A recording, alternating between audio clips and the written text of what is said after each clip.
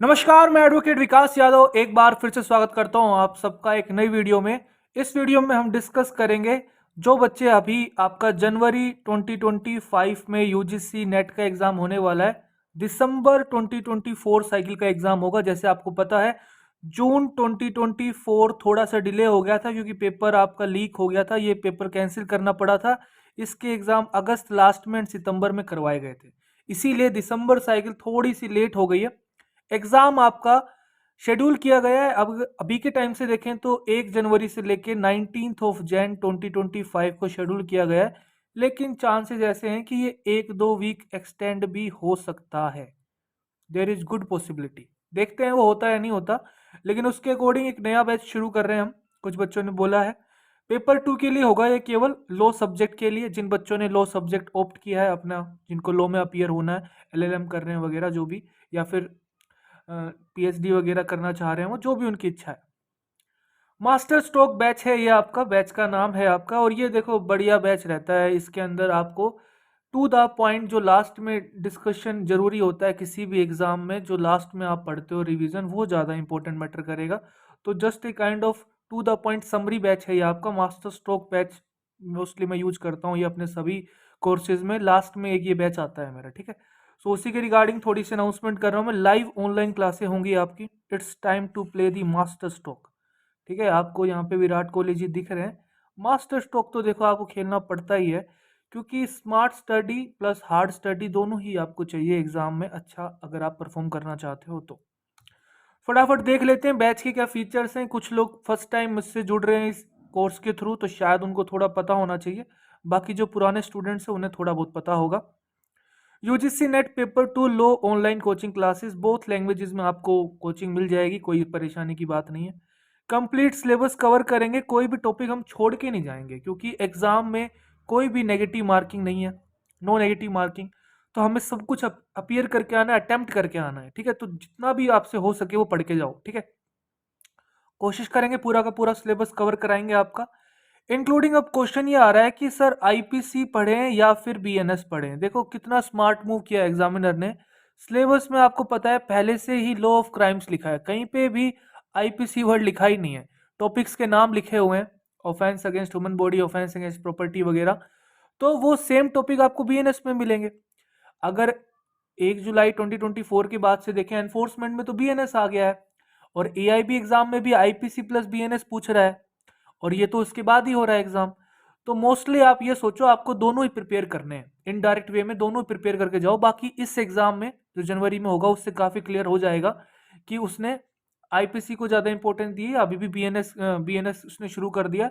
लेकिन जो बच्चे जून 2025 की प्रिपरेशन करेंगे उनके लिए तो श्योर है कि बीएनएस ही आना चाहिए, ठीक है। हालांकि सिलेबस में अभी अपडेट नहीं किया है, लेकिन आपको दोनों प्रिपेयर करके जाने पड़ेंगे, ठीक है। नॉर्मली अगर मैं बताऊं, अगर जिस हिसाब से अगर मैं पढ़ाता हूं, जिस हिसाब से मुझे टाइम चाहिए, नॉर्मली आपका 90 डेज 100 डेज आप कह सकते हो, एक 3 मंथ की कोचिंग डेली। अगर आपकी एक हार की क्लास होगी 1 घंटे की, वीक में 5 से 6 क्लासें हों, तो बहुत ही अच्छी तैयारी हो सकती है। डेली आपको काम दिया जाएगा, डेली कुछ सिखाया जाएगा, वो आपको घर पे जाके पढ़ना है। घर पे जाके ज़्यादा बर्डन भी नहीं आता है। लो सब्जेक्ट की हम बात कर रहे हैं, पेपर 2 की बात कर रहे हैं। कॉम्प्रीहेंसिव स्टडी काफ़ी बढ़िया होती है, 90 डेज टू 100 डेज आराम से आप प्रिपरेशन कर सकते हो। तो ये बढ़िया शेड्यूल रहता है। लेकिन अभी टाइम जैसे पता है आपको कम टाइम है, 40 डेज टू 45 डेज हमारे पास है। अगर हम देखें तो 25 ऑफ नवंबर से बैच शुरू करूंगा मैं ये, और 1 जनवरी से लेके 19th ऑफ जैन तक आपके एग्जाम शेड्यूल करे गए हैं। मोस्ट प्रोबली लो का एग्जाम हमेशा बीच के आसपास ही पड़ता है। जैसे अगर इस बार आप देखोगे 21 ऑफ अगस्त से लेके 4 ऑफ सितंबर तक एग्जाम शेड्यूल थे जून 2024 के, और लो का एग्जाम था आपका 30 ऑफ अगस्त को। तो आप कह सकते हो कि अगर हम थोड़ा सा आइडिया लगाएं तो हमारा एग्जाम 8 से लेके 12 जनवरी के बीच में पड़ सकता है। तो अगर यहाँ तक हम देखें तो आराम से हमारे पास भी है 40-45 डेज 43 डेज हैं हमारे पास, आराम से हम कवर कर लेंगे, दिक्कत की कोई बात नहीं है। थोड़ा सा एफर्ट ज़्यादा लगेगा आपको, घर पे जाके थोड़ा सा ज़्यादा पढ़ना पड़ेगा आपको, ठीक है।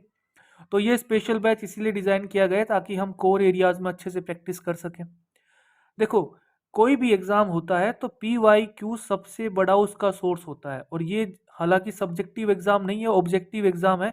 पीवाईक्यू से आप अच्छे से काफ़ी अच्छे एनालिसिस कर सकते हो और उन्हीं कोर एरियाज को हिट करना है आपको। सो हम अच्छे से अच्छे पीवाईक्यू को डिस्कस करेंगे, डेप्थ एनालिसिस देखेंगे, उसका सब्जेक्ट वाइज डिस्कशन करेंगे ताकि आपको उस पर्टिकुलर सब्जेक्ट की स्ट्रेटेजी पता चले, क्या पैटर्न है उस पर्टिकुलर सब्जेक्ट के लिए।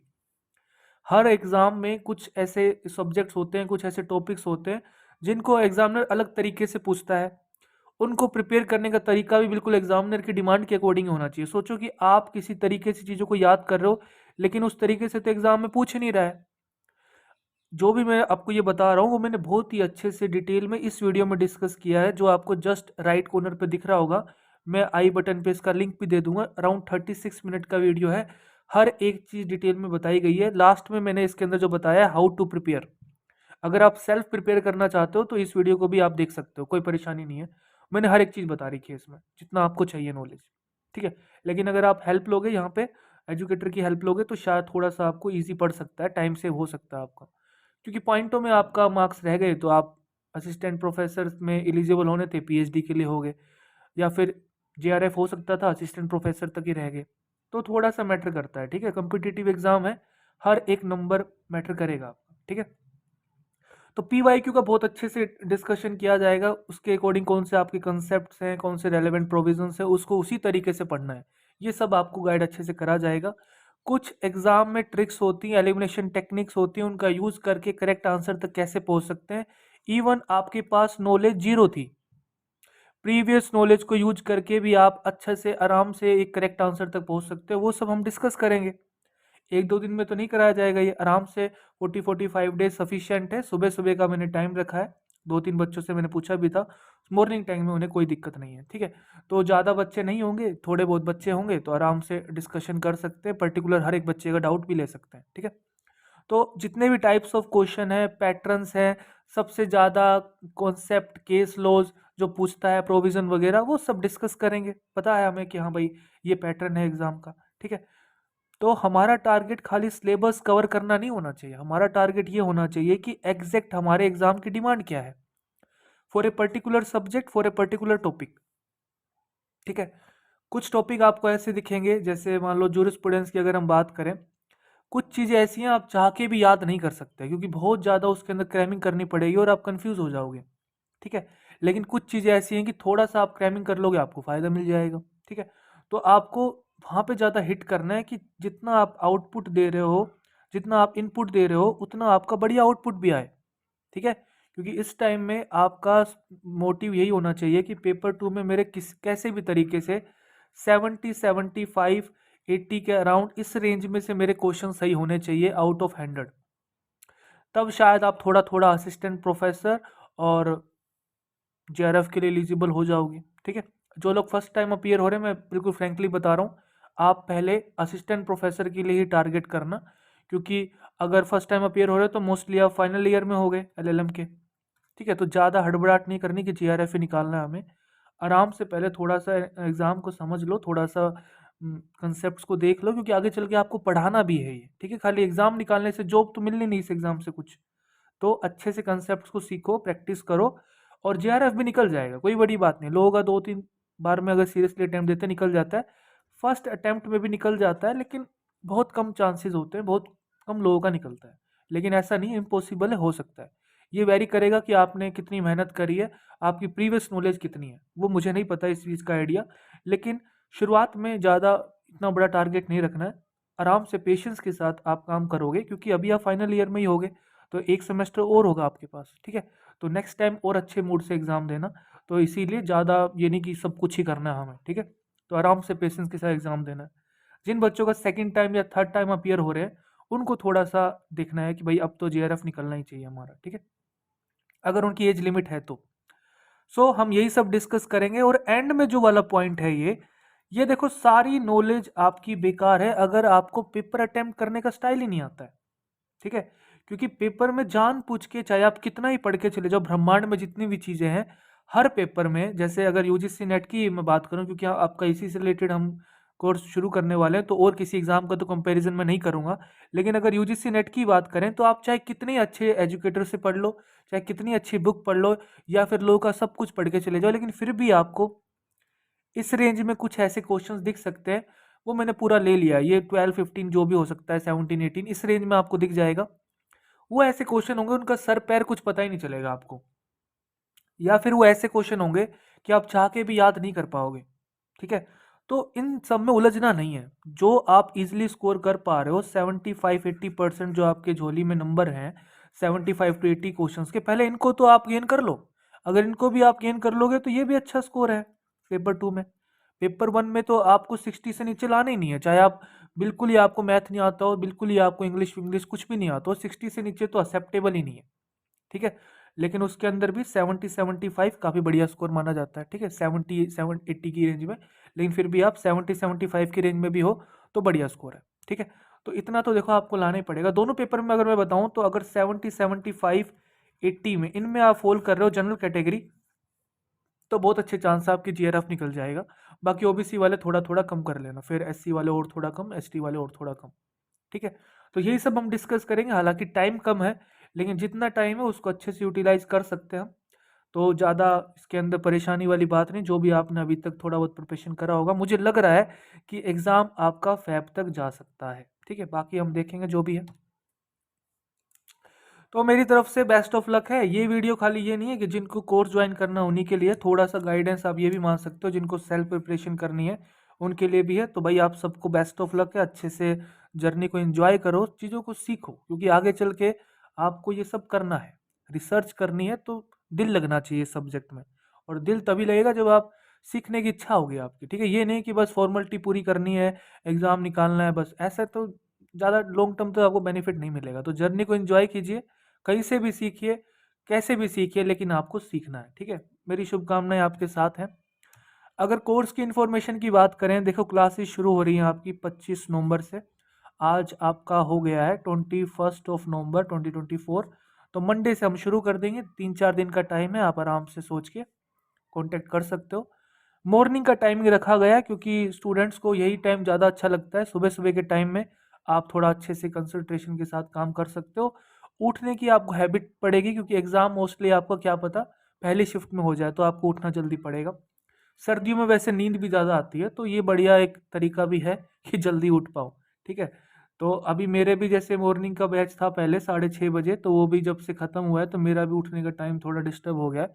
लेकिन सुबह जल्दी उठना चाहिए, ये फैक्ट है। ठीक है, क्लासेस पर वीक की बात करें तो 6 क्लासेस होंगी मंडे टू सैटरडे। बहुत ही कम चांसेस होते हैं कि मैं ऑफ लेता हूँ। ठीक है, अगर ऑफ लेंगे भी तो जैसे तैसे करके आपका वो कवर करेंगे, लेकिन मैं ऑफ नहीं लेता हूँ। ठीक है, तो मिनिमम 5 क्लास तो आप मान के चलो वीक में होंगी होंगी, लेकिन आपका जैसे टाइम कम है तो इसीलिए मैंने सैटरडे को भी क्लास इंक्लूड कर ली, बाकी हालांकि सैटरडे को ऑफ रखते हैं हम। क्लासेस कैसे रहेंगी? लाइव ऑनलाइन क्लासेस होंगी। क्लास में देखो आप डेली आओ, 100% अटेंडेंस रखो आप, क्योंकि क्लास में आओगे तो बहुत कुछ सीख के जाओगे, है ना। तो ये मत सोचना कभी क्लास के बाहर पीपीटी से कर लेंगे, पीडीएफ से कर लेंगे। लाइव क्लास ही होती है। ठीक है, उसके अंदर आपको क्वेश्चंस की भी प्रैक्टिस करवाई जाएगी, और जो एक लाइव क्लास में टीचर प्रिपेयर होके आता है वो फिर आप मिस कर देते हो, इसीलिए क्लास हमेशा आपको अटेंड करनी है। कोर्स की ड्यूरेशन जैसा मैंने बताया 40-45 डेज, तो आप एक्सपेक्ट कर सकते हो 5 जनवरी तक या फिर 8 जन तक आपका कोर्स चल सकता है। ठीक है, मोस्ट प्रोबली 5 जन तक ही ख़त्म कर देंगे हम, क्योंकि आपको एक वीक या 4-5 दिन जो भी हैं 10-11 के आसपास आपका एग्ज़ाम पड़ेगा, तो वो आपको चाहिए भी। ठीक है, तो मोस्ट प्रोबली जैन के 4-5 तक हम इसको ऑफ कर देंगे। ठीक है, लैंग्वेजेस, दोनों लैंग्वेजेस में आपको क्वेश्चन मिलेंगे, एक्सप्लेनेशन हिंदी इंग्लिश मिक्स करके चलेगी।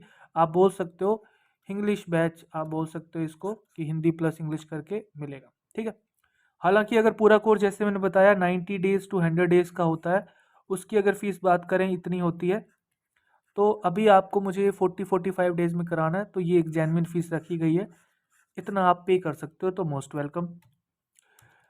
और एनरोल कराने का तरीका बहुत सिंपल सा है। आप चाहो तो सिंपल सीधा जो स्क्रीन पे आपको दिख रहा है यहीं पे आप क्यूआर कोड को स्कैन कर लो और आप पे कर सकते हो, डायरेक्ट यहीं पे पेमेंट हो जाएगी। बस उस पेमेंट का स्क्रीनशॉट मुझे इस नंबर पे शेयर कर देना, या फिर अगर आप चाहते हो कि भाई पहले आप इस नंबर पे मैसेज कर दो, व्हाट्सअप कर दो, हाय आपका नाम, फुल नेम जो आपका है, interested in the UGC NET paper 2 low master stroke batch, कुछ ऐसा आप हिंट लिख दोगे, क्योंकि अभी बहुत से बैच शुरू हो रहे हैं सीयूटी पीजी वगैरह के, तो कन्फ्यूजन ना हो मुझे। ठीक है, पेपर 1 का भी शुरू करेंगे हम बैच। तो यूजीसी नेट पेपर 2 लो मास्टर स्ट्रोक बैच आप लिख दोगे तो हिंट हो जाएगा कि हाँ आपको कौन से बैच में ऐड करना है, ठीक है।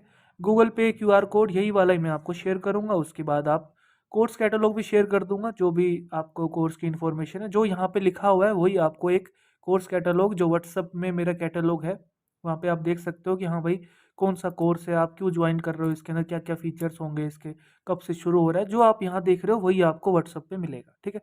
पेमेंट जैसे कंप्लीट होगी आपको ऐड कर लिया जाएगा, जैसे स्क्रीनशॉट आप शेयर करोगे सक्सेसफुल कंप्लीशन ऑफ पेमेंट में आपको ऐड कर लिया जाएगा। अभी भी आपका कोई डाउट है, still if you have any doubt you can type your doubt in your comment section of the YouTube. Personally कोई डाउट है तो आप सीधा इस नंबर पे व्हाट्सअप कर सकते हो, this is not a calling number. WhatsApp कीजिए, विद इन 24 आवर्स आपको रिप्लाई मिलेगा 101%, ठीक है। खुश रहिए, मुस्कुराते रहिए, देश का ख्याल रखिए, मन लगा के पढ़ाई कीजिए। जय हिंद।